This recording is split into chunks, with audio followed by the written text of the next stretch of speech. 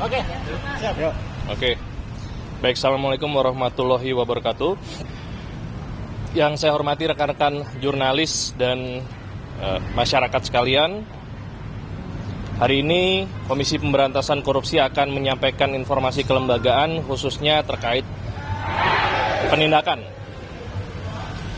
Bahwa sejak tanggal 31 Juli 2024 sampai dengan 2 Agustus 2024, KPK melakukan serangkaian tindakan penyidikan berupa penggeledahan pada 2 rumah dan 1 kantor swasta yang berlokasi di Balikpapan, Kalimantan Timur. Rangkaian penggeledahan tersebut terkait dengan penanganan perkara dugaan tindak pidana korupsi, pemberian fasilitas pembiayaan dari Lembaga Pembiayaan Ekspor Indonesia atau LPEI.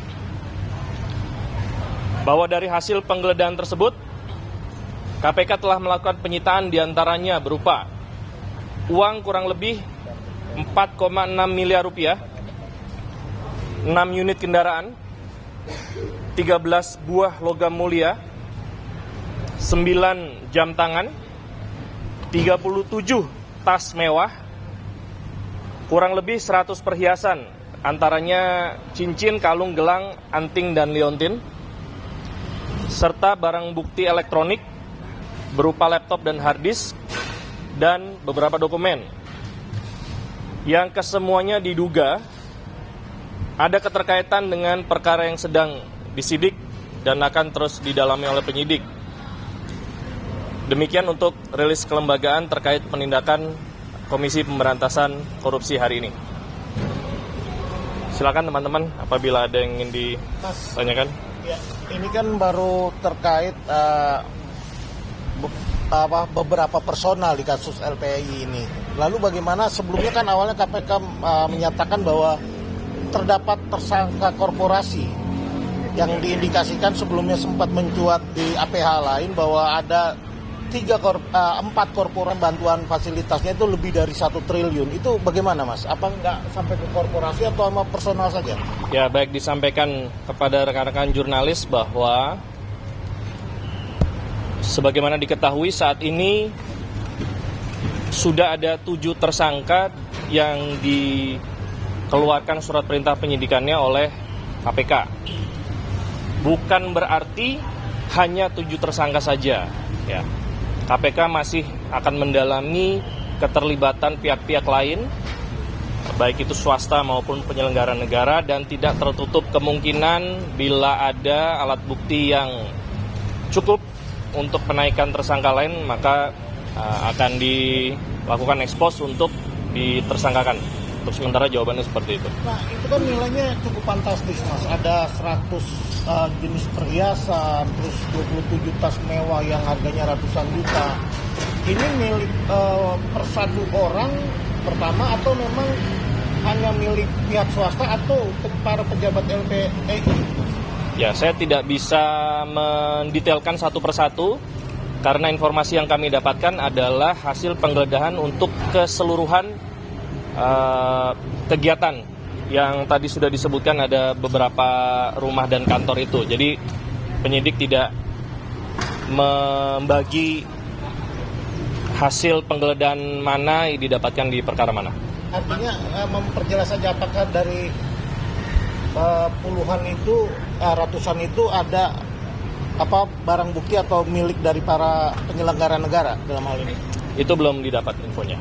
Mas Faisal, sebelumnya Direktur Penyidikan KPK bilang di kasus LPI ini dugaan fraudnya itu melibatkan 11 perusahaan, gitu, belum lama ini. Nah, itu sudah ada tindak lanjutnya belum, Mas, dari KPK? Apakah fix sudah itu 11 debitur lah yang melakukan fraud, apa lebih gitu, Mas? Karena kan ini kan 7 yang tersangka kan perseorangan 7 orang ini, Mas. Ya, masih didalami. Sebagaimana yang tadi saya sampaikan, saat ini tersangkanya baru ada 7.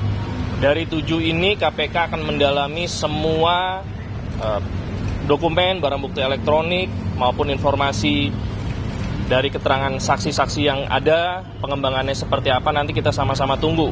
Apabila nanti ada keterlibatan pihak lain dan alat buktinya cukup, tentu KPK tidak akan segan-segan untuk menaikkan surat perintah penyidikannya. Dan dari 7 tersangka itu kan mayoritas penyelenggara negara, Mas. Dan kapan akan saya belum bisa menyampaikan siapa dan kapan. Kalau kapannya nanti tentunya berdasarkan kebijakan lembaga, nama-nama tersangka itu akan disampaikan pada saat proses penahanan. Mas, lalu barang itu kemana, Mas? Dibawa ke Jakarta atau dititipkan di Balikpapan atau seperti apa, Mas? Umumnya kalau barang-barang yang mudah dibawa tentunya akan dibawa ke kantor Gedung Merah Putih KPK. Kalau nilai dugaan fraudnya berapa, Mas? Sudah ada? Nanti kita akan tanyakan dan akan diupdate nanti. Mas, di kasus LPI ini kan sempat terjadi tarik-menarik gitu ya Mas, soal penetapan tersangkanya juga. Dan minggu lalu itu ada 10 jaksa KPK yang ditarik ke Kejaksaan Agung karena mengingatkan juga Kejagung juga sedang menangani kasus LPI ini. Ini apakah ada terkait dengan soal itu, Mas? Sehingga 10 jaksa yang ada beberapa di antara itu Kasatgas juga ditarik juga, Mas. Ya, yang pertama saya belum mendapatkan informasi siapa saja jaksa-jaksa yang masa baktinya sudah selesai atau lebih dari 10 tahun, tetapi tentunya tugas mereka di sini sudah dianggap cukup baik oleh KPK maupun Kejaksaan, dan jaksa-jaksa tersebut apabila tidak ada masalah, saya memiliki keyakinan akan dipromosikan untuk posisi yang lebih baik lagi. Jadi tidak ada kaitan selesainya masa tugas 10 jaksa tersebut dengan perkara yang sedang ditangani. Itu secara prinsip hanya penyegaran di lembaga kejaksaan agar ada regenerasi, jaksa-jaksa yang di bawahnya bisa bertugas. Mungkin kalau yang ditarik Kasatgas, maka jaksa yang di bawahnya akan menggantikan sebagai Kasatgas. Jadi ada regenerasi di situ. Untuk koordinasi antara Kejagung dengan KPK sendiri bagaimana sih, Mas, untuk LPI ini? Apakah pimpinan sudah ketemu dengan Jaksa Agung atau seperti apa? Saya belum mendapatkan info itu, tapi sepanjang pengetahuan saya koordinasinya baik-baik saja. Maksudnya KPK ke Kejagung sudah? Belum ada info terkait hal tersebut. Atau Kejagung ke sini, Mas? Belum? Belum ada info terkait hal tersebut.